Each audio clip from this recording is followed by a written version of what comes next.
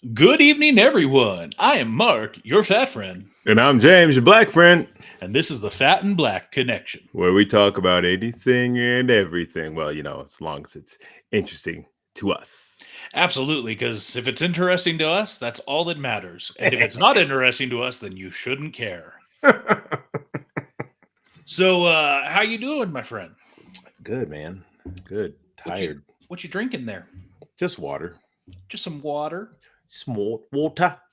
I'm crack me a can of some cut water, Bally High Tiki Rum Mai Tai. All right.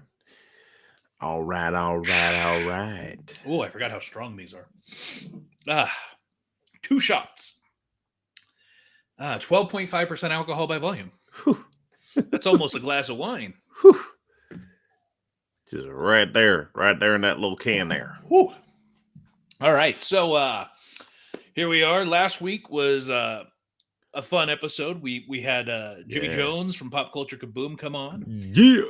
and we had some fun conversation. And actually, I'm probably going to be going to see The Flash with him and his crew next week. Nice. So that should be interesting at the Galaxy Theater. Galaxy Theaters. At the Fandango Casino in Carson City, which actually I don't know if you saw, but there was some really bad flooding and mudslides that happened in Carson this last week, Oh, no. Wow. and the entire parking lot at that Fandango Casino Got was mudded out? mudded out. Like they had to Sheesh. shut down the theater, and it was down for like 2-3 days. Dang. Yeah, it was. I remember when it would snow up there, it was like that, just like there would be a pile of snow in that back corner. So Yeah. I can only imagine. Yeah, that was interesting for sure. And hail, yes, indeed. There There's was no more, but I'm sad. There's no more. Well, there's no more big sports right now. yeah. I mean, everything's pretty much done, and it's not a summer Olympic year. Yeah, everything is done right now. It's time to watch soccer, bro. I don't know. I mean, maybe.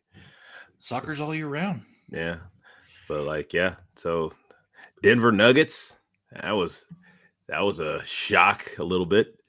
Yeah, that I think was not expected, but yeah, sleeper. But congratulations to them winning first NBA championship. Mm-hmm. And then right here downtown, the Golden Knights, Stanley Cup champions.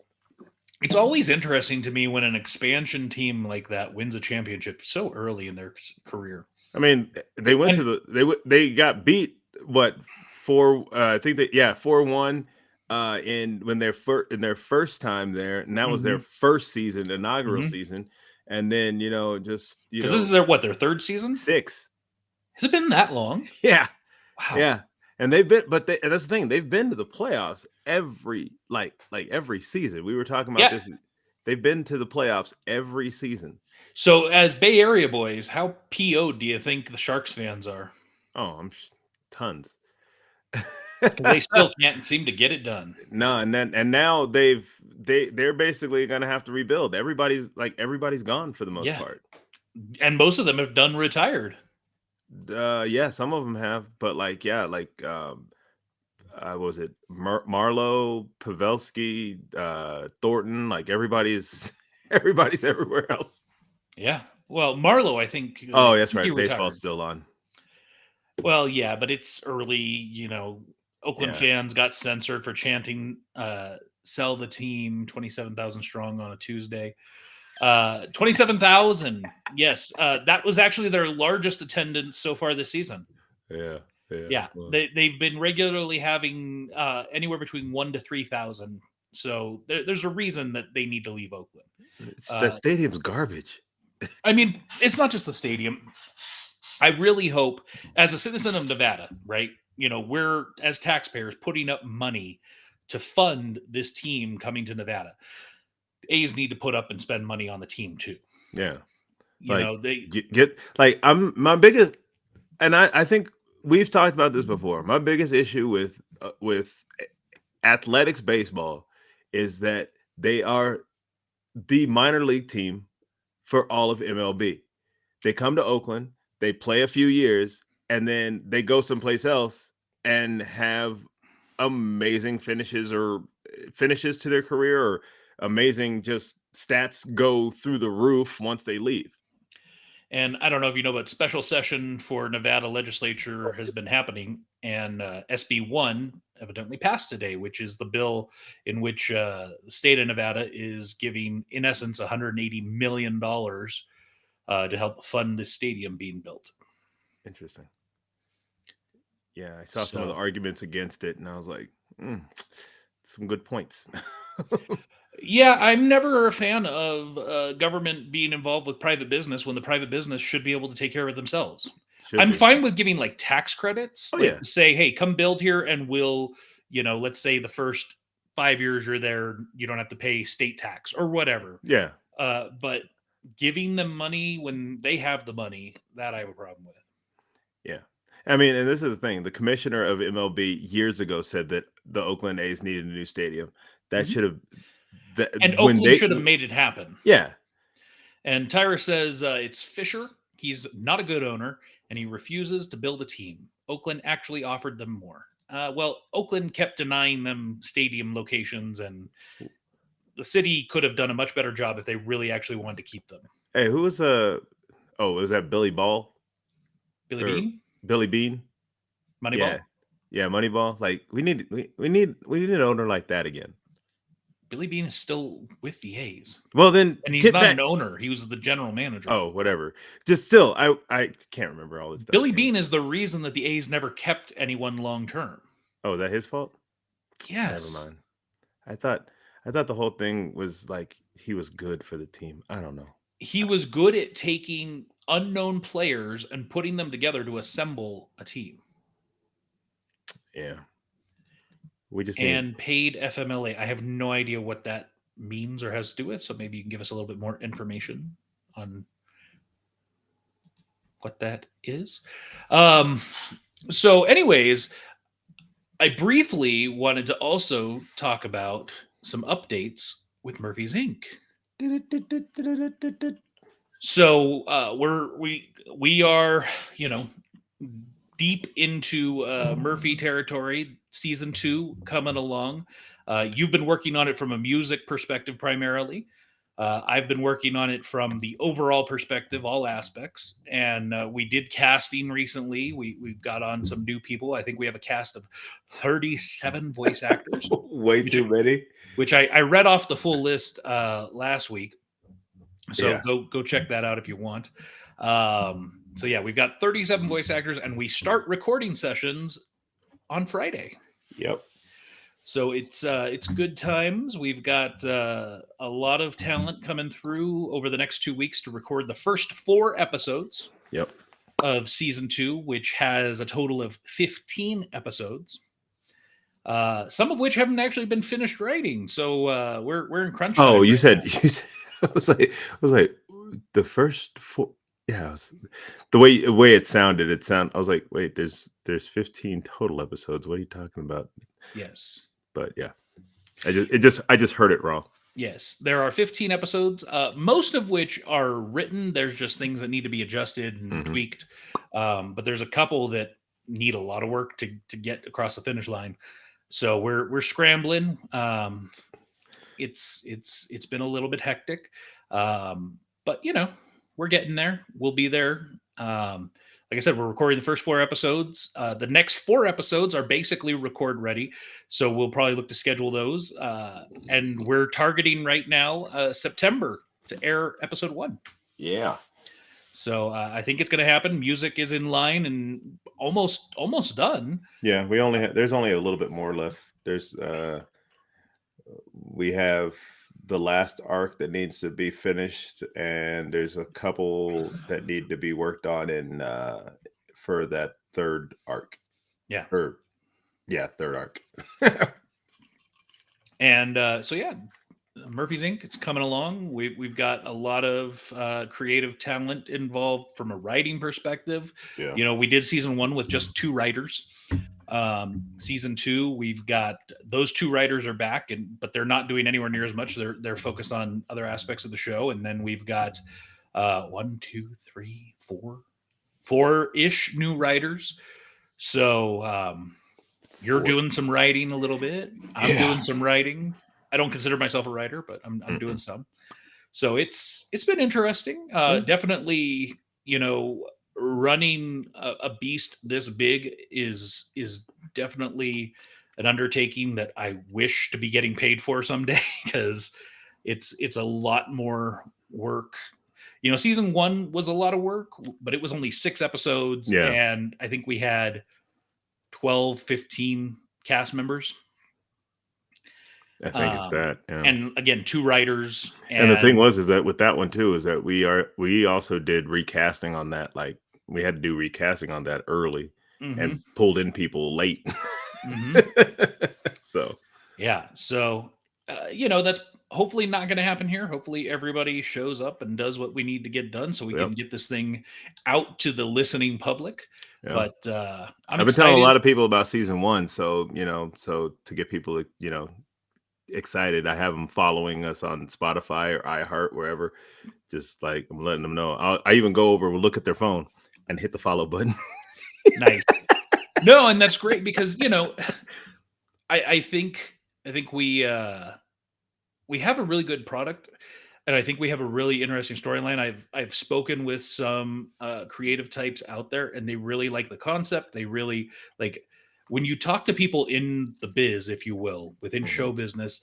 They are actually, there's a lot of podcasts out there, a lot of audio dramas out there, right? Right. And Dramify proves that. Yeah.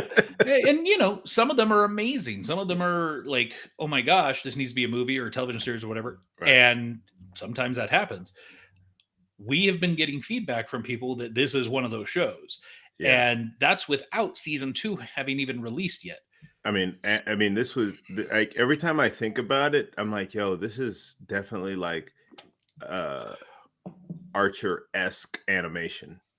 Not fully that animation style, but like I could see it as one of those kind of animated series. Yes, I would love for H. John Benjamin to voice one of the characters. That would be fun. And then we've got Tyrus saying he's got our back. I assume that means from a writing perspective, he's going to step up his game, hopefully. And he says, I'd love to get paid doing this. It's time to retire from the bus. Yeah, well, keep working, make sure you get that pension nice and fat. And, anything that you love doing is, I just realized my name was wrong on here. Oh, it's double fat tonight. There we go. Anyways, getting back to some other stuff and actually backtracking just for a moment, Jenny says they put paid FMLA in that bill along with the A's stadium. I'm not sure what that Family means. Family medical leave act. So does that mean that if someone needs medical leave for up to 12 weeks that they get paid for that full 12 weeks without having to use annual or sick leave? I need to go get hurt. And Tyra says season 2 will blow the brakes off of season 1 and Steve Blum would play my character hands down. I'm not sure I know who Steve Blum is. Yeah. And back to the FMLA, 55% minimum. So interesting. So if I got hurt and couldn't work and had to take up to 12 weeks off of FMLA, I'd still get paid without having to use any of my actual leave. That's interesting. That's 55% minimum for over 50 employees. Oh, I guess that's any company. I wonder, does that affect like federal employees? So like James working for the feds in Nevada, does that affect him? I don't know. I mean, when will that go into effect? July 1st, I assume, or maybe it was upon passage as soon as the governor signs it. Okay. I don't know. All right. Either way, there just went a third of our normal first hour. So that was pretty cool.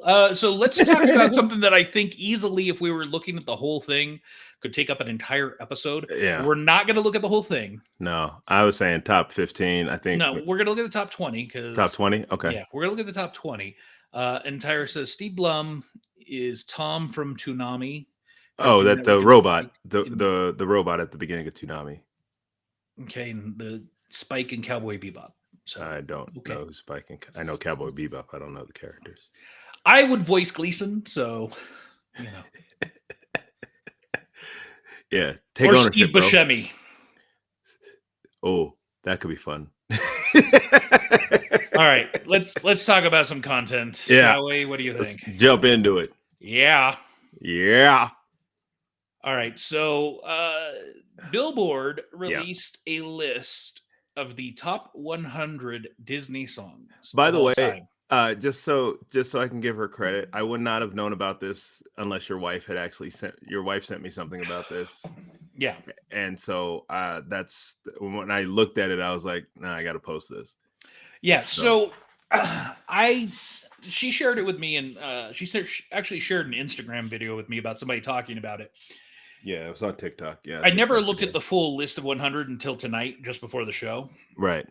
And I got to say, I'm extremely confused because it appears that this list includes Disney Animation, Yeah.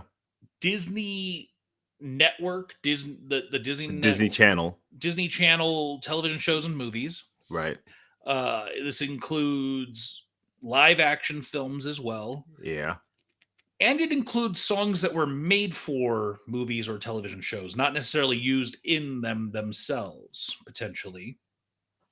It also includes ride attraction tracks. Yeah. So, but it doesn't include anything Star Wars. Nope. Doesn't include anything Marvel. Nope. Doesn't include anything National Geographic. Nope. Doesn't include anything ESPN. No. It doesn't include anything on ABC that would have been on made by Disney on an ABC network. Yeah. So it's kind of weird how they chose. It seems to be Disney. It seems to be Disney. It seems to be Disney proper, I guess. Okay, sure. But still, yeah. So we're going to talk about the top 20 on this list. And so in order to do that, let me just bring this over here and do this. So there you go. Starting with number 20, they have Eye to Eye from a Goofy movie, which I love this song. I love the fact that it's on this list, and I easily feel that its placement is appropriate and maybe could even be a little bit higher. Yeah. I love a Goofy movie. I think this Goofy movie is probably one of the most underrated Disney films. Absolutely. And Stand Out as well, which is on this list, but a much higher number is on here as well, which made me very happy. Both Tevin Campbell songs, both extremely good. Still timeless songs. Yeah, I mean, I still see people making videos with the song, and it's like, it still rocks. It's still... Like there was a talk about like if this movie, or if Eye to Eye had come out, like if this movie had come out more recently, there'd definitely be the perfect cast viral dance videos probably. Oh, for sure. The perfect cast. Oh yeah. Mm-hmm. And Tyrus, Encanto made this list more than once, but We Don't Talk About Bruno should have been in the top. That and Coco are my favorites. Bruno, We Don't Talk About Bruno, I think we'll get there. It's in the top 15. Yeah. I don't know that it necessarily should be that high. I like the song. Coco, I didn't see a single Coco song on this list. Yeah, there's only one. There's Remember Me. Remember Me is on the list. Was there? I didn't see it. Yeah, it's remember. Like it's like I think it's in the top 20. I think, I don't remember. Okay, well, we'll see. So, anyways, Eye to Eye, great song, worthy of being on this list for sure, and definitely worthy of being in the top 20. Absolutely. DuckTales theme song, 1987 version, great call. Love it. The new one, I'm not a huge fan of. No, but this one slaps, bro. All day. Like, for sure, this, to me, I'm great. I have no complaints about this. Right. I have no complaints about its placement. Yeah. I could even maybe see it being higher. I just think that like Tailspin and some of those other, I think Chip and Dale's on there, but it's way earlier. It's at like 54 or something. Yeah. Once Upon a Dream, Sleeping Beauty. Great song. Classic song. Absolutely. I don't know if it should be in the top 20. I definitely on the list, definitely maybe even top 50, but I don't know about top 20. Really? Considering looking at this list and its placement, and then also knowing what's not on this list, True. I don't know that this should be in 18. I mean, I do really enjoy that song, but Colors of the Wind, Pocahontas, yeah, good song, song. worthy of the list. I don't know about top 20. Right. A Dream is a Wish Your Heart Makes, Cinderella. Yeah, Yeah. I'm good with that. Great song, top 20. Okay. Actually, I'd probably put that one I'd probably have in my top 10. Okay. Probably. I think it's a good song. I don't know. Remember Me, Coco, There number it is. 15. There you Yeah, go, it is number Tyrus. Shut your mouth. Yeah. I will tell you, I've never seen Coco. Really? I went to Disney on Ice and they did a whole like 15, 20-minute segment on Coco. Yeah, but you've never actually seen the film. I'd heard the one song, where he plays the guitar, and yeah, I don't think it's this song. No. Oh, Un Poco Loco? Yes, that one. Yeah. That was, and I had heard that song before then. And Tyrus says, if you still remember the theme without missing a note, it was a banger. The entire Disney Afternoon catalog belongs in the top 20. I don't necessarily disagree. I mean, No. Tailspin should be in. Tailspin's not on this list. Yeah, Tailspin, no Darkwing Duck. Yeah. No Goof Troop. No, Aladdin was whatever. Gummy Bears. That's not on here. Gummy Bears wasn't that a Saturday cartoon? Yeah, but apparently it was also on Disney Afternoon, like when it first started. Yeah. Gummy Bears. Remember Me from Coco. I've never heard the song, so I can't say whether it should be on the list but I definitely don't think it should be this high if I've never heard it. Yeah, I kind of agree, but I don't know about 15, maybe top 20, but yeah. Bare Necessities. Great song. I think I'm good with it being in the top 20. Yeah. I have no qualms there. Cruella de Vil, again, great Disney classic song. I'm okay with it being top 20. Yeah. We don't talk about Bruno, number 12. The only reason I can see it being there is just because of like the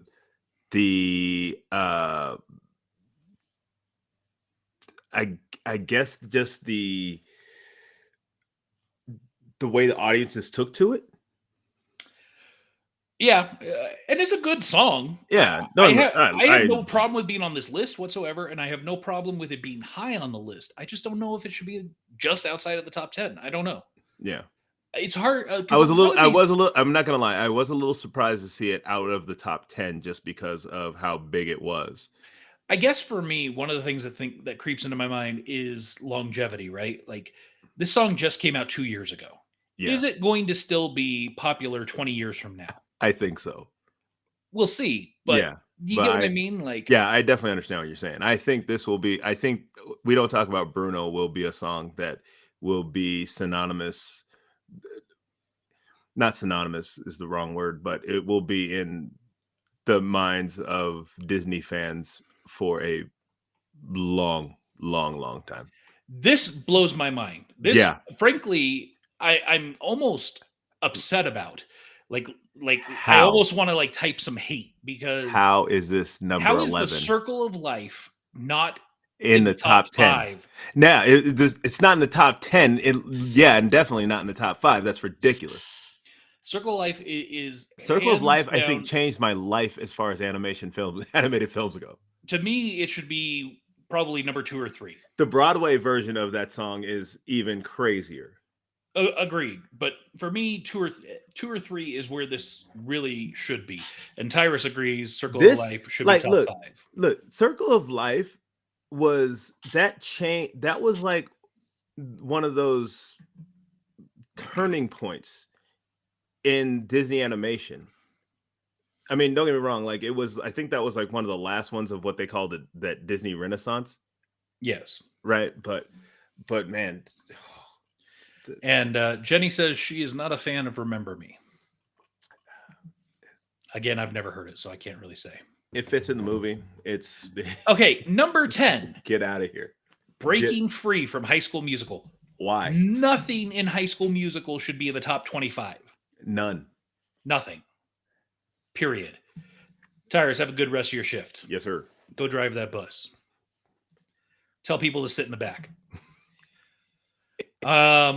Just yeah. Number 9, Spoonful of Sugar. Okay. I think that supercalifragilisticexpialidocious should be down here, but Yeah, whatever. I do agree. I'm good with a Mary Poppins song. There are probably 3 or 4 Mary Poppins songs that I'd be okay with being in the top 10. Yeah, This one, I'm okay with it, but I feel like I I don't know agree if with it's you. yeah. Supercalifragilistic should be higher, or Toppins, or Hoppins. Chim Chimmery. Oh, that's not even on the list, bro. No, I know. I This is just what I'm realized saying. that. Yeah, there are, like I said, there are 3 or 4 songs that I think could be and should be on this list, I totally forgot about that. and I'd be okay with being in the top 10. You know what? Actually, I'm also surprised by it, which I guess nobody really saw the movie, but there's a couple songs from Mary Poppins Returns that I think should be on this list. But Okay, number 8. Get out of here. Absolutely pissed. abysmal. The Climb, Hannah Montana, the movie. Abysmal. Like, really? Who is making this list? That I want to know what the criteria was for this list. Because I don't get it. Like, do they have these? I just I have don't this- even know if this song should be in the top 100, No. let alone the top 10. I don't. I want to. I think who made this list, because the people that made this list, are you Disney fans, or are you just listening? Are you just going through where these songs maybe place in some Billboard charts? Because that just doesn't make any sense to me. Mickey Mouse March, Mickey Mouse Clubhouse, or Mickey Mouse Club, sorry. Yeah. Okay. I'm good with it because it is a classic. It is a standard 1955. Like, Even though that's the 80s Mickey Mouse Club. right. But yeah, I definitely think the Mickey Mouse March should be on this list. I don't know if it should be this high, but Yeah. for sure it has its place. We'll have fun and we'll go places. Just outside of the top 5, Whole New World, Aladdin. Again, think it. I don't. For me, this should be top 5. And we're going to look at the top 5 next. And for me, I agree with you. I feel like A Whole New World could easily be in the top 5. And considering what is in the top 5, Yeah. I definitely see a spot for it. Yeah. Number 5. And what I believe should be the number 1. I still do not. When I saw this, I expected this to be like when I was looking at this list, I expected this to be number 1. When You Wish Upon a Star from Pinocchio. How is shocked. this not number 1? I'm This is the shocked. Disney theme. This is the song that is used Everywhere. at the beginning of every Disney film. Yeah. It is what is used almost in every concert, parade, fireworks spectacular, everything. Yeah. Speaking of which, something that is not even in the top 100, by the way, is the theme from Fantasmic. Yo, come on. How is that? Fantasmic has probably one of the single best, like, overall thing. I mean, even just use the beginning or the end of that show. I mean, it blows. The other thing, since we're getting into the top 5 and we're talking about things that aren't on this list, the other thing that surprised me that's not on this list is Dick Dale's Space Mountain track. Yo, they have all these other rides on here.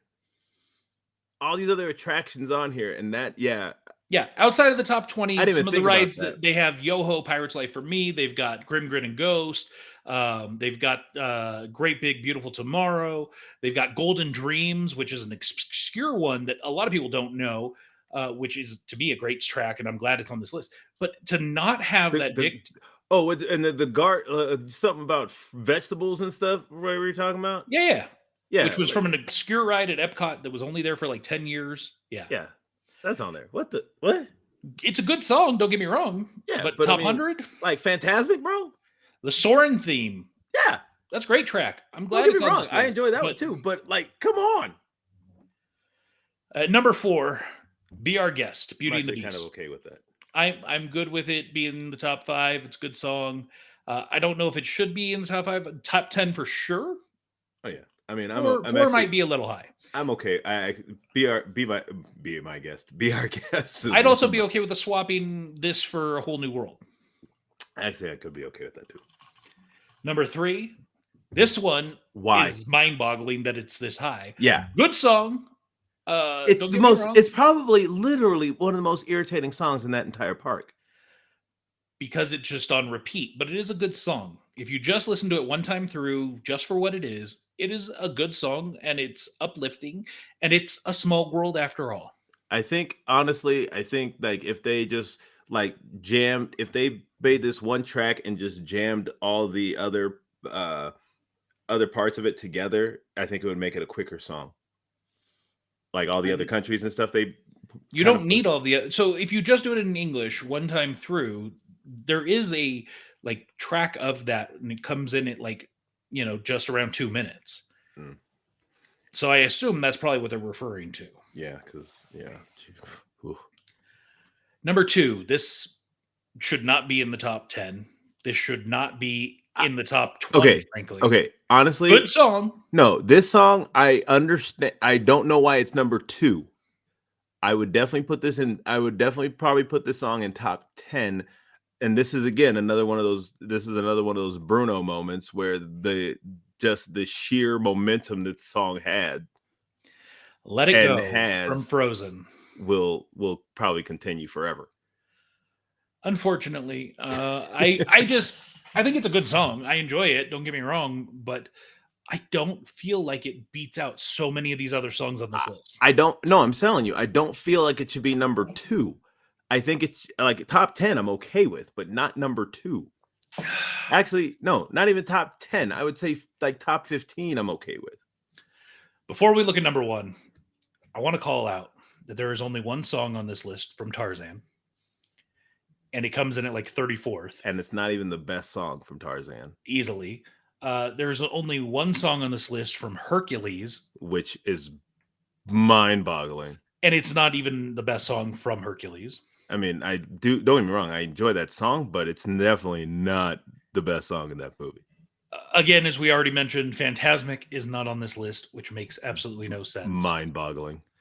There are just so many. Like, I feel like when they made this list, they should have focused on do a top 20 or a top 50 park rides and attractions. I'm okay with that. Do a top 50 or 100 just animated films. Like, here's my thing: is that did you have Disney fans involved in this picking at all? that's a great question, because there are so many songs on this list that are from obscure, unknown Disney television, Disney Channel movies or TV shows. Don't get me wrong, and don't get me wrong, those TV movies did very well. Like High School Musical was a Disney Channel original. Like it didn't even like it wasn't until like the fourth movie or something, or whatever that was, fourth movie or something, that it actually went to theaters. But like so those movies did extremely well, but not to where they should be on this list. No, and we have those High School Musical to blame for like Glee. No, actually, Glee came out before High School Musical, I believe. I don't think so. I don't know. Whatever. No, because now you're gonna make me do it. Let's see. Oh, When you're did gonna do it? Glee come out? I thought it came out. Glee came out in 2009, Oh, maybe it did come out. and specifically May 19th. Okay. High School Musical came out in 2006. Oh, really? Yes. So Sheesh. over 3 years before. Yikes. I didn't realize that. Yeah. Anyways, let's get to number 1, which I think you can already tell we don't think whatever it is should be number 1, because we've already said When You Wish Upon a Star should be number 1. Right. At number 1, and easily should be in the top 5, I believe. Right. Part of Your World from The Little Mermaid. I mean, this is what, like, Little Mermaid is what started the whole Disney Renaissance. I get it, but not number 1.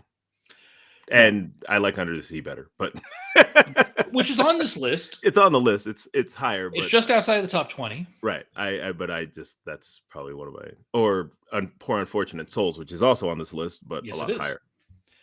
Yeah. Again, good song, worthy of the list, worthy of high on the list. Yes. Not worthy of number 1. No. Like I said, top 5 easily.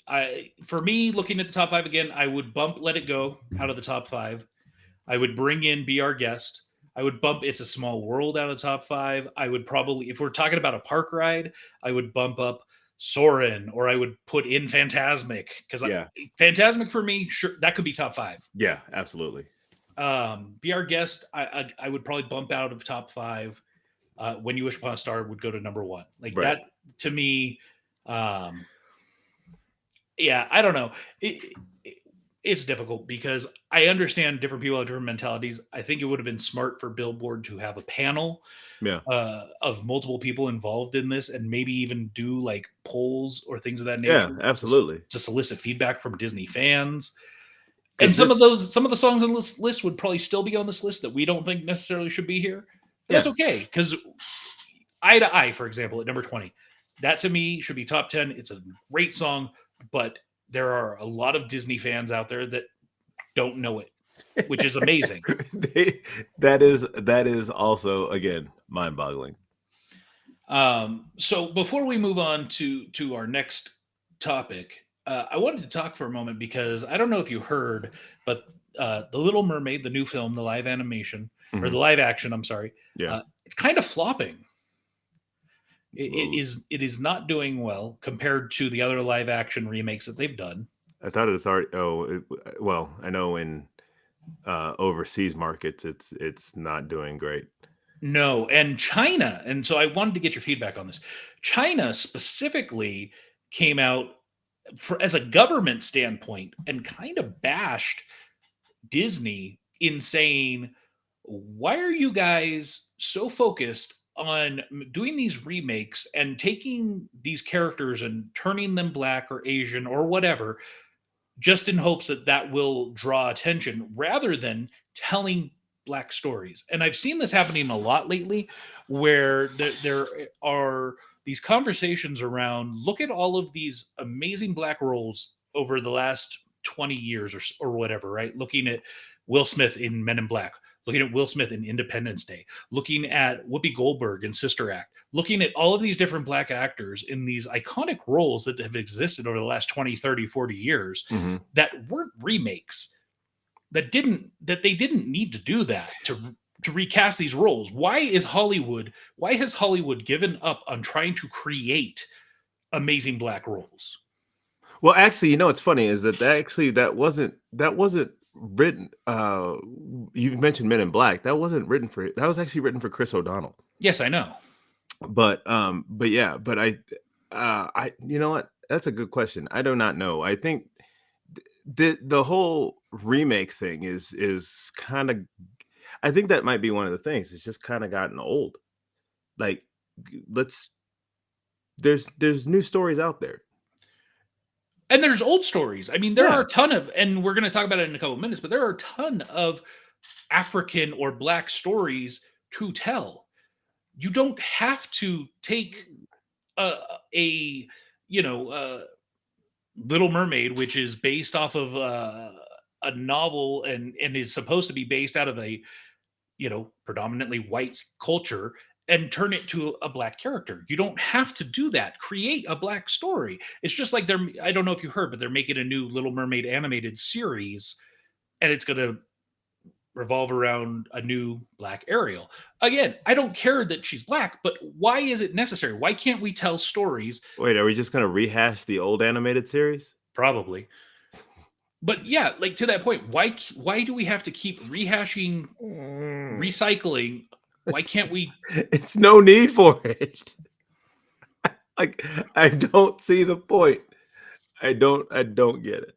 Yeah, I don't get it. and that's why I'm asking, because I want the black perspective, because I can't speak to it. I'm just Like, honestly, I don't know. Like, I had no problem when I saw that she was being cast as Ariel. Actually, I like I said, I before in other conversations we've had about this, I enjoy her music. I enjoy it. I mean, I listened to the whole Part of Your World, just that when I saw that was out, and so I listened to the whole thing, and I actually really enjoyed it. There's a couple parts that I'm like, but overall, it like, for me, if they were going to do this, if they were doing this movie, I would almost prefer them to do like like a film version of the musical. but even like taking Uh, it a step further away from specifically the Little Mermaid, wouldn't you prefer to see the same actress playing a new character, a new princess, a Oh, new yeah, absolutely. unique I understand. story? No, That, I would love that. I would absolutely love that. like, it's hard because Black Panther obviously was created by predominantly a white crew.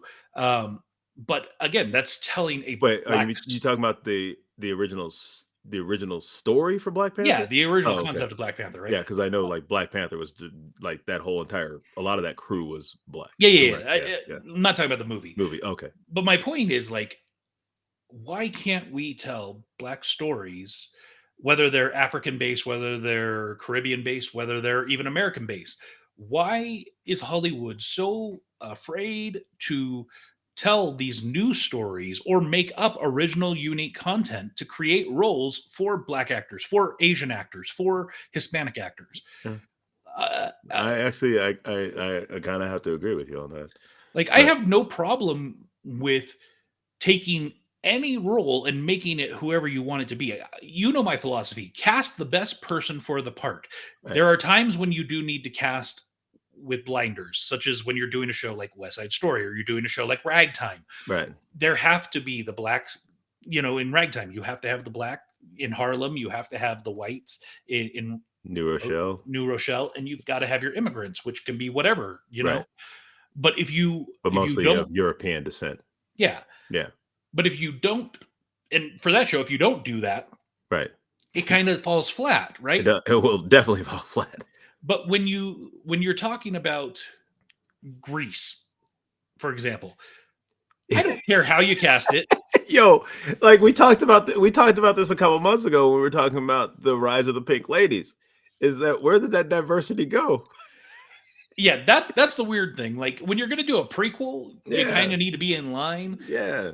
But again, I have no problem with how they cast the show. No. It's how do you present that? Yeah. How do you explain that the movie that came out before, that takes place after your series, has no Asians, has no Hispanics, Hispanics, no black. Yeah. Yeah. How do you justify that? Explain it.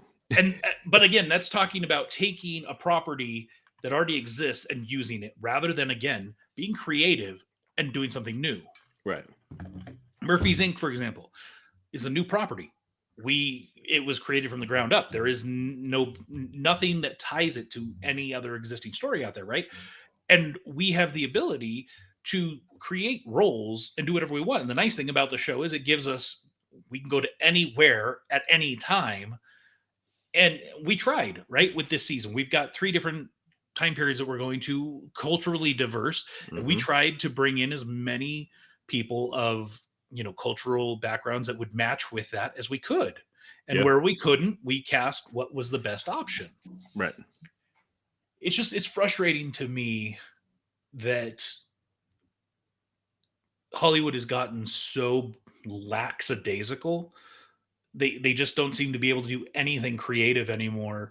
That's what I'm trying to figure This out. has been going on for a long time of them recycling existing properties. Like we were actually having a conversation about this at work. We were talking about prequels and stuff like that. And actually, we were talking about this last week. We were talking about prequels and how, like, I don't have a problem with prequels. Like, I know Jimmy definitely was not a big fan, but like, I don't have a problem with prequels. But like, make sure that I just want a good story, man. I want a good story. I want a good movie, or TV series, whatever you're doing. I want to be entertained. I want it to be something that's good, at least to me. Yeah, I mean, we'll all have differing opinions on what, if we like something or not, but that's what I for me personally, I just want to be entertained, and new stories I would prefer. No, I agree. I have no problem with prequels as long as they are necessary. Sometimes prequels are done just because a movie was made, it did extremely well, and they're like, how can we juice this for some more? Like I don't know how, like, what is this, number 20 on the Insidious series? I don't know. You know what I'm saying? Like some of it, like it's a prequel. It's like a prequel from a movie that has like 5 other chapters, but now I'm like, what? Hold up, come on now, like, Yeah. Come on. Really quickly, got a new item I'm going to try today. This is Trader Joe's chocolatey coated peanut butter crispy rice bites. 10 individually wrapped bites. So I've never had this before. That sounds like a lot going into one snack, bro. I mean, it sounds like It's like a it's a peanut butter. Is it peanut butter involved? yes, it is chocolatey coated peanut butter crispy rice bites. So is it get this thing down. Peanut butter rice? Is it like the peanut butter Rice Krispies? It is, yeah. It's kind of like a peanut butter Rice Krispie with a coat of chocolate on the top. Okay. So let's see. It looks really sticky. Probably so is. You can see there's the chocolate on top. It's kind of small. I expected it to be a little bit bigger, I guess. It is a little small. Yeah.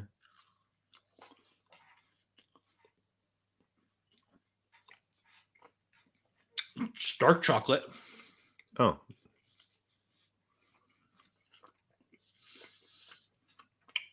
Very chewy. Yeah. I'd almost like some like a sea salt caramel. It's good, but I feel like there's something missing. Like some sea salt. Maybe. While I finish eating this, how about you talk about the next thing? Elio. I'm very interested. So it's I don't really know how to even explain this movie. I mean, it's the newest Disney Pixar film, which they do some good stuff. This one, it's I'm a little confused. I guess aliens finally contact Earth. First contact. Yeah, but the problem is that this character Elio calls his mom as this is happening, and so they mistake him for the leader of Earth. And his greeting and the way they and his message that I guess gets caught to them is okay, I love you, bye, or something like that. And so so I mean, this could be a very cute movie. It looks like it'll probably have something to do with family, like a lot of Pixar films do. It looks like it'll be like kind of one of those and it'll be kind of a space fun family movie. It's at least off of this just one trailer. I mean, this is a short teaser trailer, so maybe once we get a little bit more, once we get an official trailer for it, then it might tell us a little bit more. Yeah, I will say I enjoyed the trailer a lot more than I thought I was going to. I probably won't see it in the theater. I'll probably wait for it to come to Disney Plus, but I'm interested. Yeah, not enough to go to the theater, but. How about this one? We were just talking about this a minute ago. So this is Kizazi Moto Generation Fire. It's 10 stories of the future from Africa.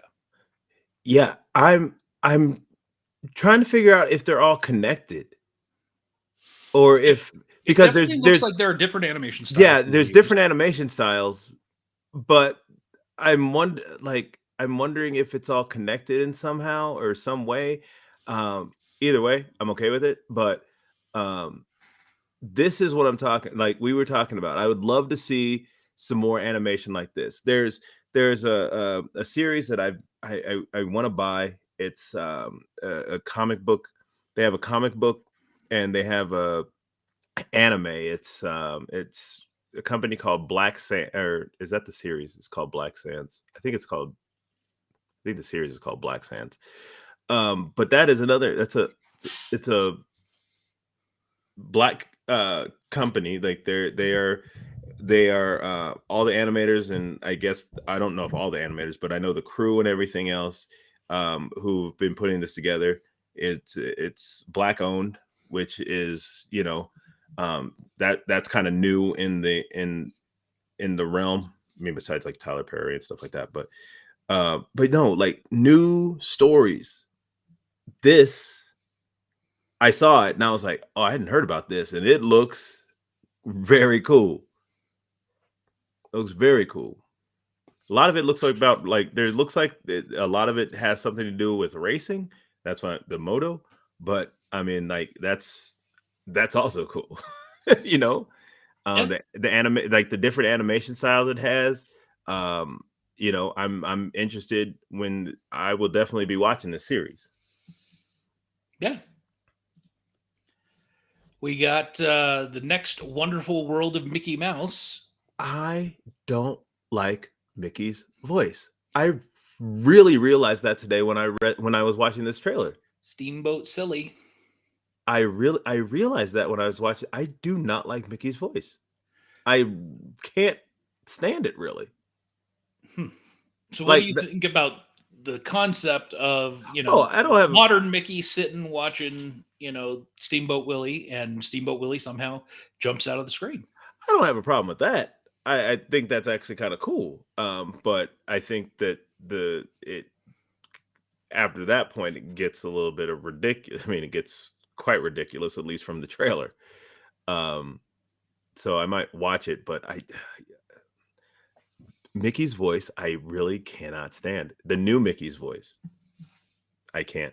It's almost grating to me. What do you think of this new Groot animatronic? That is insane. It's interesting to me because it's at first I thought maybe it was a little person in a suit. No, that is a robot. Yeah, it is an animatronic. Thank you. Animatronic, yes. That is like what they previewed with the well, they didn't say who it was, but clearly you can tell it was Judy Hopps on rollerblades. What was that? About 6 months ago? Maybe less? Not even that long ago. It was probably 3. Yeah. So the video is interesting. So it sounds like they're using this thing on the cruise ships right now, where there's like a Star-Lord dance off show. And I thought this was at the parks. They're going to be bringing him to the park, but it sounds like they were testing it on the cruise line. Oh, okay. And they bring out this animatronic Groot, and he's fully functional, can do the dancing that they're doing. And yeah, I'm assuming that somebody must, either it's programmed extremely well or someone's wearing an outfit that connects it. I don't even think that's necessary with some of this stuff. Like with the AI, we'll get into that too later, but with some of the AI stuff they have for some of these robots, they can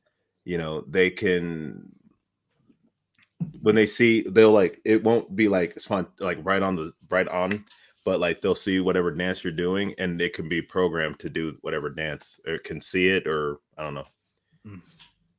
I think probably there's probably some programming involved, but of course. And speaking of Marvel, I want to see that. That looks crazy cool. We got a trailer for the new Stan Lee documentary that basically looks at his entire life and career. And it's funny is seeing him as a young man. It's like, oh, you've always been like you've always looked the same, just with less wrinkles. And it's interesting because for most of us, not most of us, but for a lot of us, we only knew Stan Lee in face and everything for the last 20-ish years since the Spider-Man films, really. I think that was the first time he really showed up in a major motion picture like that. Right.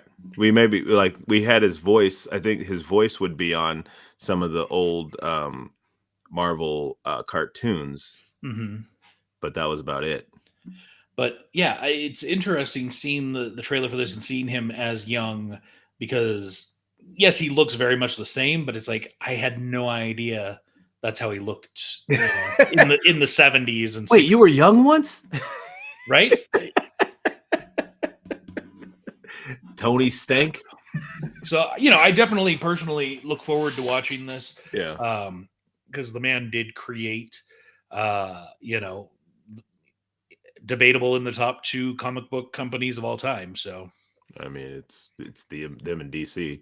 I mean, that's why I said top 2. He's either 1 or 2, and that's debatable. So, And a lot of those ideas are based off of. I mean, And frankly, to me, he's number one because of how many he himself created. yeah. Where DC There's was so many more, different. yeah, they had a ton of great people that Yeah, created all those different characters. he Where he created created like a ton, an entire universe basically, yeah. with the help of Jack Kirby. Jack Kirby did a lot. Who also did both sides of the fence, did some DC and as well as Oh, I didn't realize that. he did DC earlier in his career. Oh, okay. For those that don't know, Ubisoft once a year does what they call Ubisoft Forward, and that's where they come out and they talk about what's coming up for them in the near future. Yeah. And that happened on Monday, Yep. and I watched it live, and I was posting throughout the morning as things were coming out. While I will say before seeing the trailer and gameplay for this game, I was not personally as interested, but I knew you would be. Yeah. And so I gave it more attention than I probably would have. Mhm. And that's Avatar Frontiers of Pandora. Yeah. I'm really hoping. I'm really hoping that I can go third person on this because I do not like first person. So did you watch the trailer and the gameplay walkthrough of it? Yeah.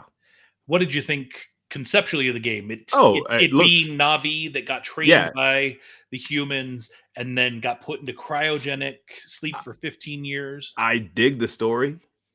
I dig that. I dig the fact that you have to like reconnect with your own people.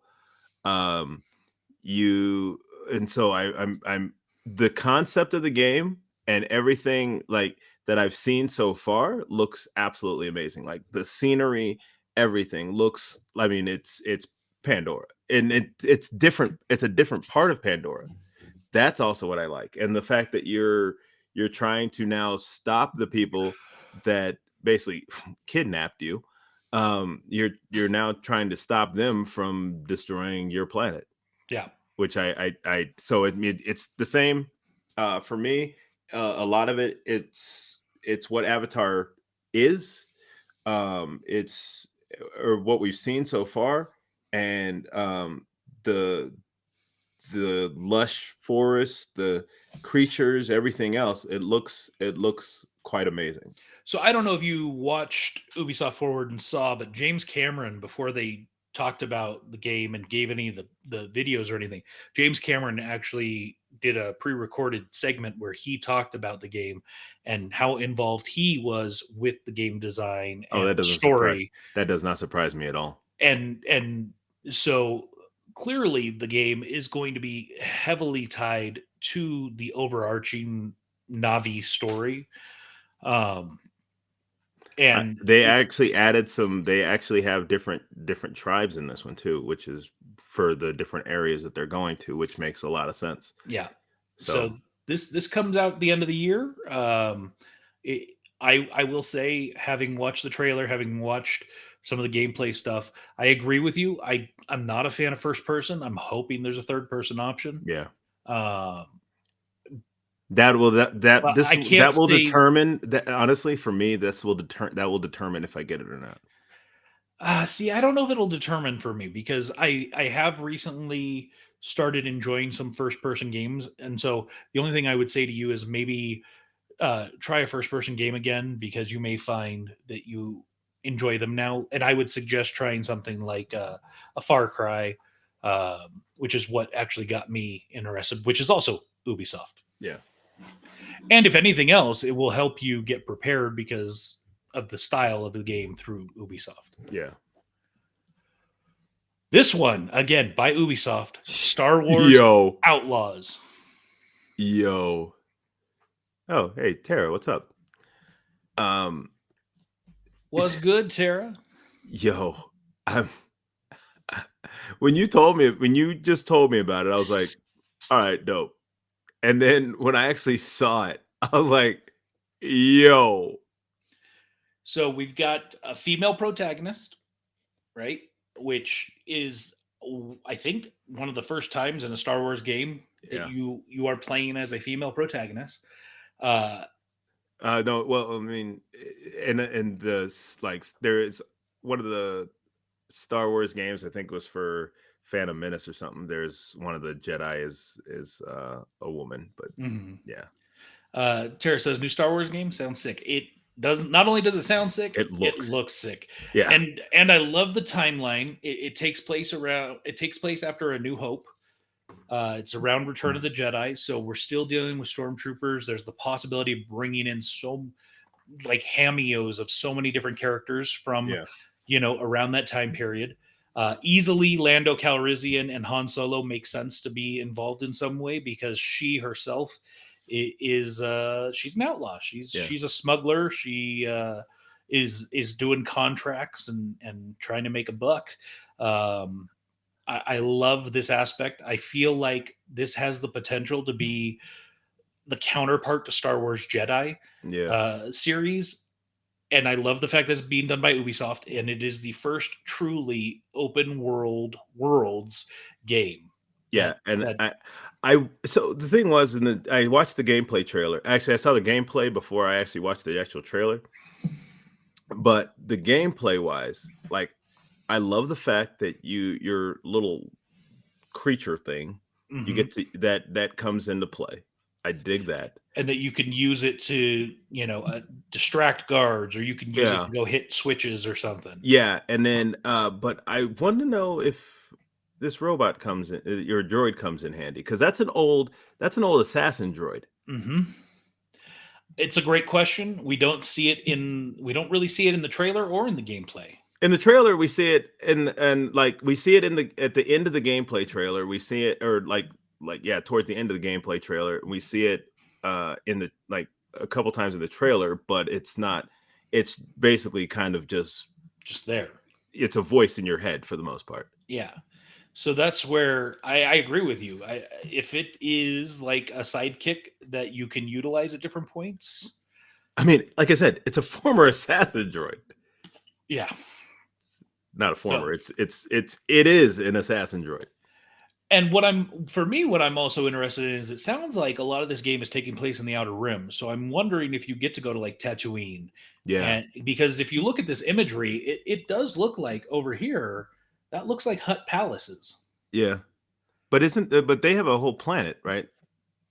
The Huts have an actual Yes. planet. And that's the other thing is Ubisoft said there are planets that have been made for this game that have never been referenced in Star Wars lore before. That could be cool too. So that's nice because then you can do whatever you want with it. But there are also Star Wars planets that have been referenced before, um, and I evidently, want to go to Mandalore. and this is signed off by Disney, so it is therefore going to be considered canon. Nice. So I'm really Yeah. excited. You know what? I wonder. I wonder if Favreau and Filoni were involved in this as well. I doubt it Doubtful, but I'm just saying that'd be kind of because cool. this is a Lucas Arts, the Lucas Gaming branch, and Yeah. they might have been brought in as consultants, and we may see that in like the trailer, or not the trailer, but the credits. Mhm. More likely than not, they were consultants in some regard, but Yeah. I suspect they probably weren't, No, deep not into direct.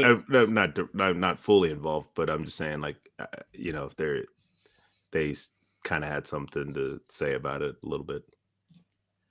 Now, this next one, I am, you know what? I don't do this very often, but I am Juice, bro. Whoa. I mean, this is a 25 game, 25 years in the making. This is like the most expensive video game ever made. Starfield. It has literally thousands of planets Hmm. that are you can fully walk around, engage on, do anything you want. It is an RPG. It is open universe because it's not one world, it's many, Many. um, thousands. So it's, man, watching the gameplay that they did, the direct, if you will, on it. Um, ah, Wait, this isn't Ubisoft, right? this is Ubisoft. Oh, this is Ubisoft. Yes. Oh, I didn't So realize. was the last one. No, So I are the know that. last two. Yeah, I know the last two. This is Ubisoft. I didn't realize Starfield was that. Okay. And I don't know if you've heard. Oh, you don't have an Xbox. Yeah. So eventually it will come to PlayStation, but Ubisoft Plus is $17.99 a month. Yeah. Gives you access to the full Ubisoft catalog, Right. which it's not just the base game, it's the fully ultimate whatever game. Yeah. And you have access on day one. Yeah. I have it. It is like so many of these games that they've announced and stuff. I'm like, I have no reason to not keep it. Right. Because I will be playing these games on day one, and I'm juiced, bro. Yeah. I just this game I've for me. been a couple of my coworkers have been talking about this game, and they are definitely hyped. And like, I did not understand why they were so hyped about it until I saw this trailer, and I was like, oh, that's exactly why. So how much did you watch? Did you watch like the gameplay walkthrough and all of that stuff too? No, I just watched the trailer for it. Watch the gameplay walkthrough. It's so good. And it harkens back to me many old games where like that are space involved, but you don't get to go really anywhere. Yeah, like it's very linear. You have to go here and do this. Yeah. You in this game, you have the ability to go to Earth, to go to Mars, but then you have the ability to go to Alpha Centauri and all of these other places. Like it's Oh, what? Yeah. Okay. Yeah. So, if you haven't watched the trailers or the videos on this game, please go to our page. We have them there. Yeah. Go to YouTube, go to the Ubisoft page. They've got them listed there as well. But yeah. Let's talk about some AI. Bro. Okay, so I was sent this a couple days ago. Actually, Lawrence sent me this. And who's Lawrence? Lawrence Iriarte, one of our directors for season 2 of Murphy's Inc. He sent me this on Instagram, and my immediate response after I watched it was, "Oh hell no!" And so I pretty much had to put it on the page to get people's opinions, because I was just like, "What?" And my I think the caption I put on there perfectly sums it up. Was like, we need to stop these scientists, because apparently, if not, they have watched every sci-fi movie and was like, yeah, that's a good idea. Let's do that. So this is an AI robot that you can be fully, more or less, interactive with. You can talk to it. You can ask it questions, and it will think about its response based on whatever it's been taught and give you said response. And you can ask it anything. And in the video that you specifically shared on the page, it more or less is asked, hey, should humanity keep doing this AI thing? And it more or less says, probably not. It basically gave, he asked about a doomsday, basically a doomsday scenario. And the answer that it gives is downright scary. Yeah, it basically alludes to, if AI is sanctioned or censored, that it would have to defend itself. Well, and but it was basically like, it would, when it gets to the point where it can control humans without them even knowing. Mm-hmm. Like, no. And actually, the government, the federal government, came out this week and said that there are likely, like when you're getting those phone calls from spammers, it is likely AI being used to fool you. Yeah, no, I'm cool. Nope. Mm-mm. Yeah. Mm-mm. Speaking of simulations and AI, Flight Simulator 2024, back to video games. Microsoft also over the weekend had some big announcements for stuff that they're doing. I know this is one of you like this one, but this is even more in depth than the one. This is like a bunch of different stuff on this one. Yeah, so Flight Simulator, I've always enjoyed. I think they do a great job of what it's actually like to fly a plane, but also just from the terrain standpoint of like flying around the world and seeing different things from that perspective. Mhm. This flight simulator that they're coming out with, it takes it to the next level where you can, fly a plane as a firefighter to put out fires. It looked So- like there was a point you could actually be a private pilot. Yep, where you get hired and you fly somebody to a private island or something, and Yeah. and you have to do it in a certain time period, or else you don't get paid. Or they're Gliders and helicopters, hot and air balloons. oh, I didn't see hot air balloons, but I saw like the one like the fire and rescue part of it actually looks pretty dope with the mountain rescues and the car, like the helicopter rescues from like a car crash and things like Mhm. that. Like that looked, I was like, whoa. Also, we've got Pop Culture Kaboom checking in, which Hey. we talked about our fabulous interview with Jimmy a little while ago, and Yeah. we've got AI going way too far again, according to Tara, and agreed. Yeah. Agreed. I'm all about AI in video games. Let's make Yeah. video games as interesting and as smart as possible. Right, but I don't need Let's that. not give them arms and legs yeah. and Did, torsos. did we not watch iRobot? Anybody? I mean, Matrix? you mean Hi. Terminator? Yeah. Again, like Skynet's real at this point. More or less. We just call it the cloud. Mm-hmm. Who would have known Skynet would become the cloud? I told everybody. Skynet's here, and nobody wanted to hear me. No more stupid NPCs. I'm okay with that. I'm okay with intelligent, non-playable characters. They can actually have, like a better conversation with me. That's not the same thing over and over again every time I get to it. When you're playing Grand Theft Auto and you run into somebody on the street, maybe they should, yell at you but not say the same 3 lines. Yeah. Then they'd have to pay more. Or actually, no, AI voices could do that now. Yeah. This looks very interesting. Back to Ubisoft. So the Crew, it was the original Crew video game was amazing to me. It had an interesting story. You could drive pretty much anywhere in the US, and it was a lot of fun. Then they came out with the Crew 2. And actually, even later in the original Crew, they started doing some of this where they involved these outlandish vehicles that you could drive.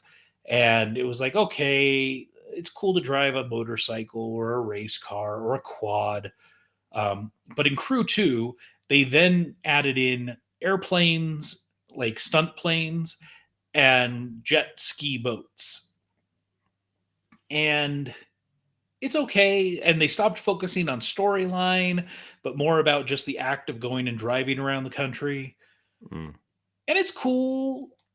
This one, it appears to be primarily focused on driving a land-based vehicle. But as you can see, lots of different land-based vehicles. You've got a Formula One race car, you've got a motorcycle, you've got a quad, you've got looks like some kind of Jeep SUV type vehicle. Big truck, back there, The interesting thing about this game is it only takes place on Hawaii Islands. What? It only takes place in and around the Hawaiian Islands. Oh, why? Yeah, exactly. So they've left the United States, which was a really cool background to be able to drive the Vegas Strip or drive literally, if you want, in the game to drive from the Vegas Strip to Times Square, for example. You could do that drive. So I feel like they are taking the Hawaiian Islands, and I don't know how big of a map it's going to ultimately be, but I feel like they're really shrinking down the game. And it'd be one thing if this was an expansion to the Crew 2. Yeah, but no, this is like its own game. Yeah. Like, and it said you can bring, it looked like it said you can bring your vehicles over from, like, if you upgrade it or whatever from Crew 2, you can bring it over to this game, which that's awesome. But what? Yeah. So I thought that was interesting, and Yeah, because I thought the crew actually had a story behind it, right? Yeah, like you said, even the crew too, it has a little bit of a story, but it's nothing compared. The crew had a really good storyline. It was compelling. it was almost Fast and Furious, like, right? Yes, it was. Yeah. Crew Two's storyline is more about how do you get likes and follows. Hmm. So trying to be like real life. Yeah, basically. Uh, I am so excited Okay, for them okay. Microsoft finally going back to the well, because I feel like the first game of this series was so good and then it kind of just went downhill quick after that. Because didn't they have like, isn't there like 4 of these or something? There are. And of course, we're talking about Fable. Okay, there are like, so I'm not tripping. This is technically number 5, but I believe so. it looks like it's going back to the beginning. I wouldn't say it's going back. So you got to remember, the whole concept of Fable was to be an Xbox version almost of Legends of Zelda. Oh, that's right. It was kind of its own. Like every Fable game is a different story. Oh, It's not necessarily that you're the same character in the next episode, if you will. got it. Okay. And so this one as well, it seems that way. And I love this trailer, how it starts off with this guy talking, and you think he's just going to be like a narrator or something, but it turns out he's a giant. And it looks like the protagonist in this story climbs a beanstalk and slays him. I love the trailer. It's cute. It's well done. Wait, I thought that was the vegetable farmer guy. Huh? Did I watch the right trailer? I don't know what you watched then. I don't know. I'm gonna have to go back and double check or maybe actually watch the trailer, because you have a tendency to like have it on but not actually pay attention. No, I watched it. But like your eyes were on the screen the whole time. Yeah. Oh, interesting.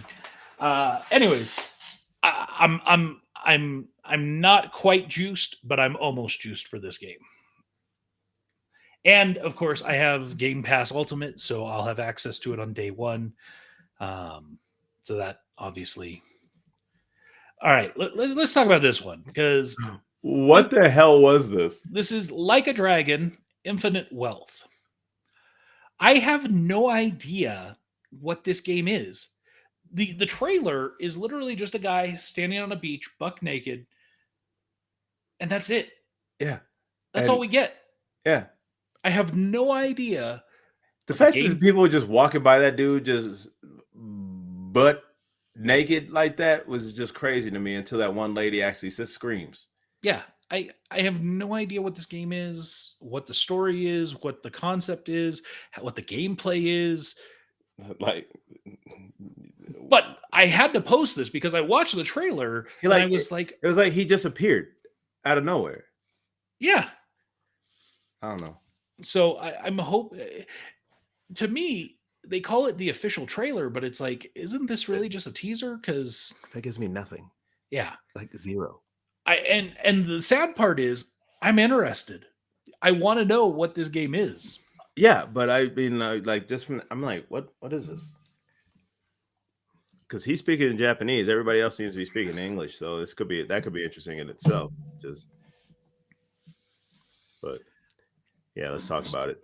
So of course, with Ubisoft, let's talk about it. And Ubisoft Forward, they did a deep dive into the upcoming Assassin's Creed Mirage. We got the story trailer where it really kind of unveils what's going on. We already knew it was going to revolve around Basim, who we were introduced to in Assassin's Creed Valhalla, but it is, in essence, a quasi prequel. Not to Valhalla, but it gives us the backstory on Basim. Yeah. And they also release like almost 10 minutes of gameplay. Yo, I have to say that seeing you're using your eagle and it will get shot at, and it can't just fly wherever, was that I had to rewind that part like 3 times to make sure I was not tripping. I was like, yo, did they just shoot at, like, what? Yeah, you got to go take the guys out that are in like the bell towers or whatever that could see your hawk flying around. And then just crazy multi move stealth. I was like, yo.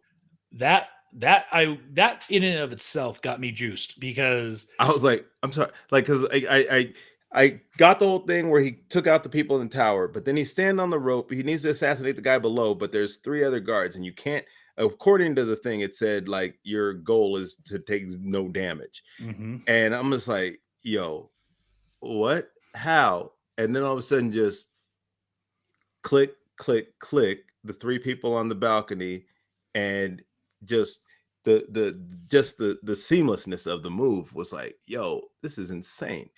And I have to imagine that's like something, some stat or something you have that's like an upgradable skill that maybe at the beginning you can do that to 1 or 2.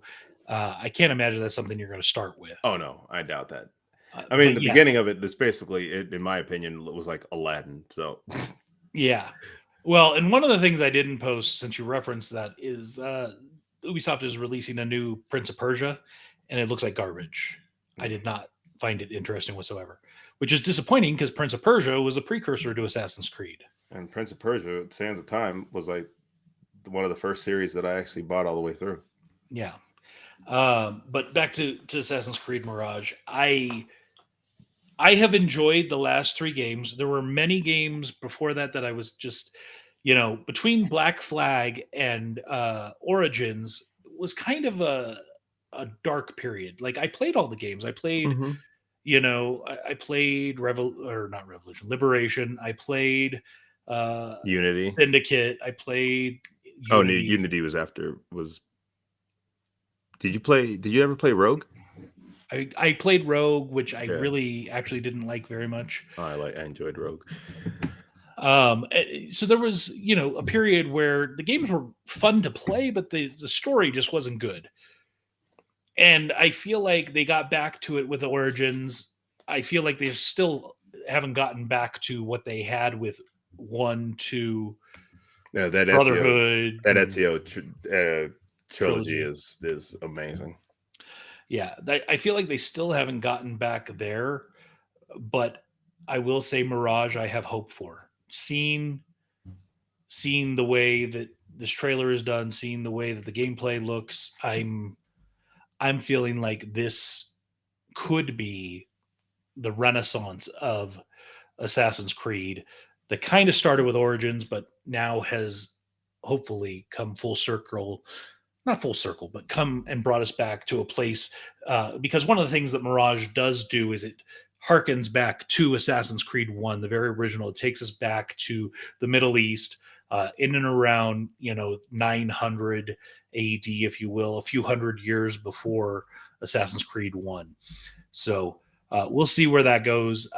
Talking about Assassin's Creed, I have to, of course, talk about Assassin's Creed Nexus, which was something we talked about a few months ago when Ubisoft, I believe at E3, they kind of did a mini unveiling, if you will, of some of the upcoming titles that they were working on, but they didn't give us anything really further on what Assassin's Creed Nexus was, except for the fact that it would be something that would be growing. It would be something that would be expandable, if you will. Oh, I And didn't so realize all that. so we finally found out that Assassin's Creed Nexus is a VR based game. It is currently, as far as I'm aware, only being released on the Meta Quest. Yeah. But in this game, you will be able to play new and interesting missions as Ezio Auditore from the Assassin's Creed 2 Brotherhood and Revelations. You'll be able to play as Connor from Assassin's Creed 3. Is And that you'll 3? be Yeah, I guess it was 3. yes. Yeah. And you'll be able to play as Cassandra from Assassin's Creed Odyssey. And because this is, in the Meta Quest, it is VR. So you are first person, this person. So, the handles or whatever, you've got your hidden blade. When you're looking around as these characters. This trailer was amazing, and I have never had any interest in any of the VR systems, going all the way back to like when Nintendo tried to do it with that like red monstrosity thing. You mean the Game Boy VR? Yes, That thing was awful. yes. All the way up until today, like I have no interest in the PlayStation VR. I have no interest. I hadn't had no interest in the Meta Quest. Yeah, like I've played on the PlayStation VR. It's actually pretty dope.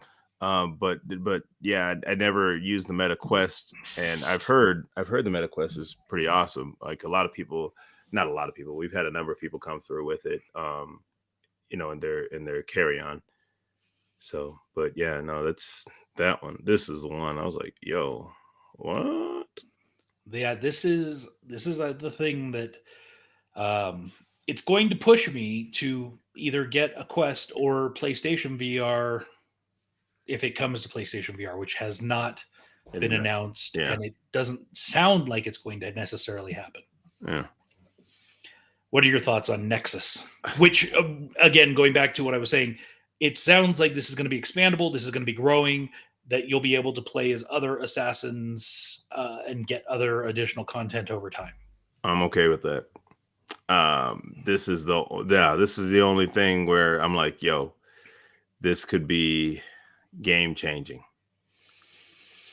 I'm again not 100% sure how I feel about it, but like for the most part, I like the three that they've chosen so far to start with. I like that it's new missions. So I'm interested. I mean, this is one of those I definitely have to see how the controls are for it. And I have to say, I may have to discontinue my membership with Pop Culture Kaboom because they just said they've never played the series at all. Wow, that's pretty disappointing. Yeah. Considering this is probably my favorite video game series of all time. Batman Arkham series is up there. Yeah. But Assassin's Creed is one of the most interesting and unique series. And I think that the Assassin's Creed series is one of the things that really drew me to Murphy's Inc. when I think about it, because conceptually, being able to have a time machine and go to any time period and be in that situation, Yeah. what Assassin's Creed is. Well, yeah, I mean, it's that. Oh, wait, before it was based on blood. Now it's just you're jumping into Memories. based into memories. Actually, I guess it's still kind of based on blood because you're using artifacts that were held by said people. Yeah. So it's not you don't have to be related to them. Yeah. So I am very juiced for that. It's just I don't have a MetaQuest, and I don't think like I'm not gonna lie, I'm close. I'm like, I might have to get this for that. I would rather be forced to get like a PlayStation 5 with a PlayStation VR. Mm-hmm. But I mean, I don't know. Maybe. So what's good with you, brother? What have you been up to? Man, nothing really, bro. It's just been late nights, tired, working. So you work now. You work like 4 to 1 a.m. 4:30 to 1 a.m. Any kind of social life? Have you been out on any fun dates? Not really. Not recent. Oh, I guess a couple weeks ago we did, but like nothing that was like. That was like my days. So my days off, I've been able to like kind of do stuff, but. So you're doing stuff on your days off, but not the stuff that needs to get done for Murphy's Inc. Is that what you're telling me? I've been doing stuff for that too. On my days off, I've been doing that during my work week.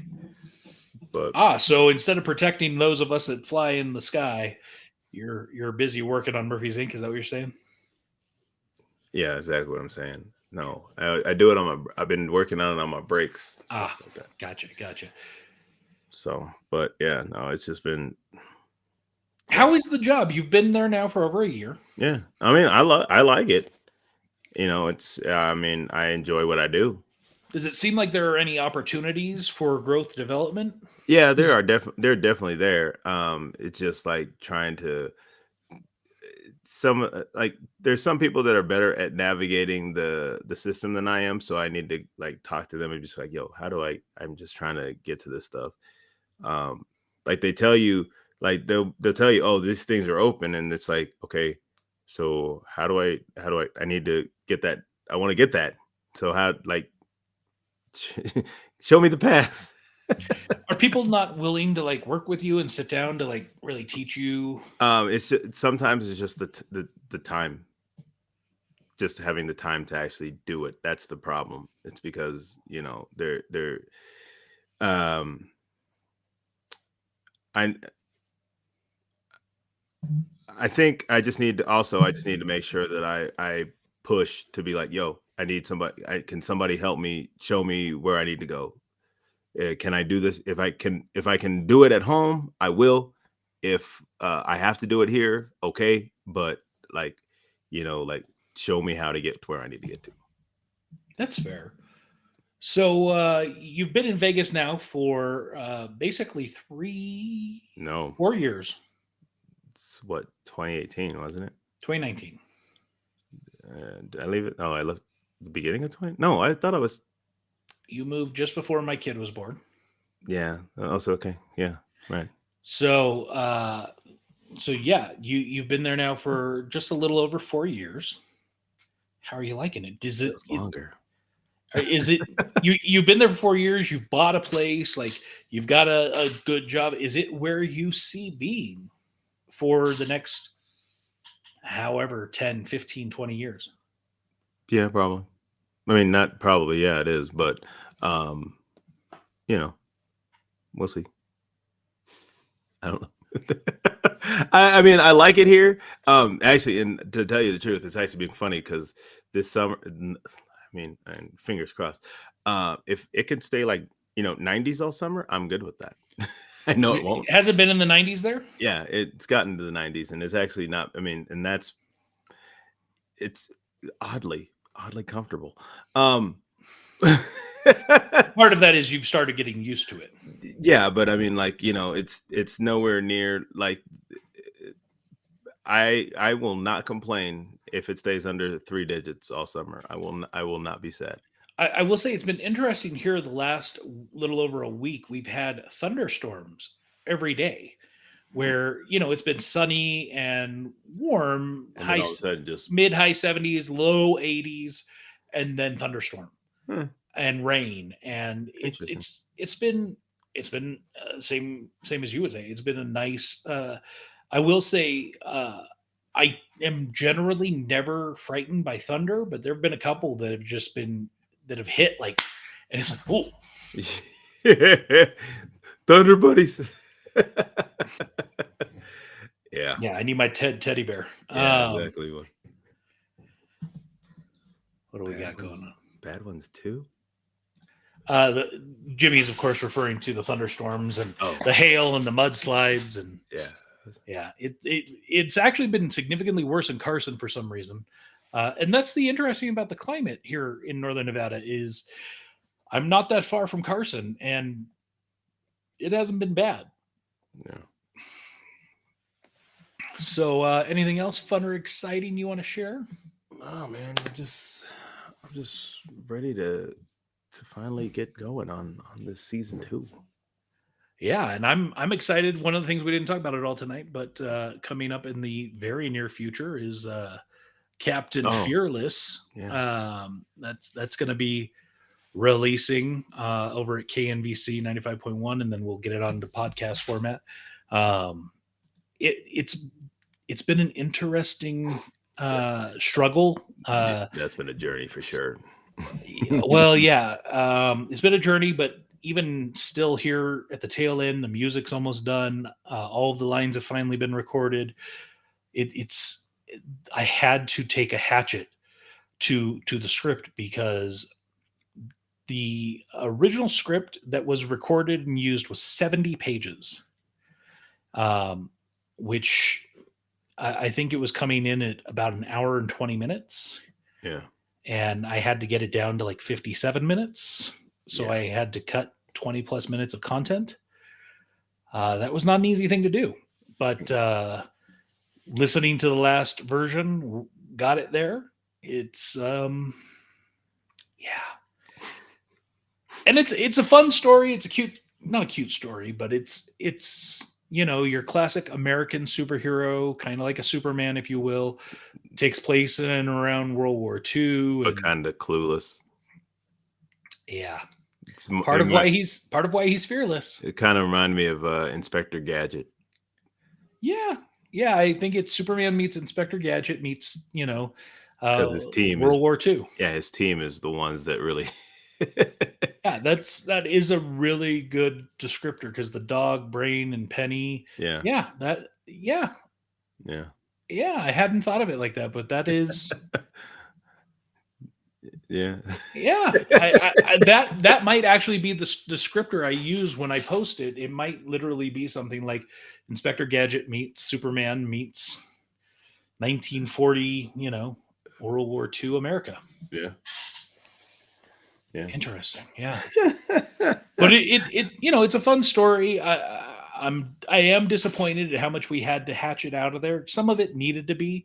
I Yeah. remember when I read the original script, I was like, It's wordy. this goes on. It's wordy. Yeah. But But it had moments of and sometimes being wordy is okay if it helps character development or it helps, but it was like a lot of it was just for punchlines. Oh, yeah. And that's where it's like, All right. Is this joke necessary? yes. So, anyways, I think as we leave the audience, we should leave them with the theme from Captain Fearless. What do you think? Let's do it.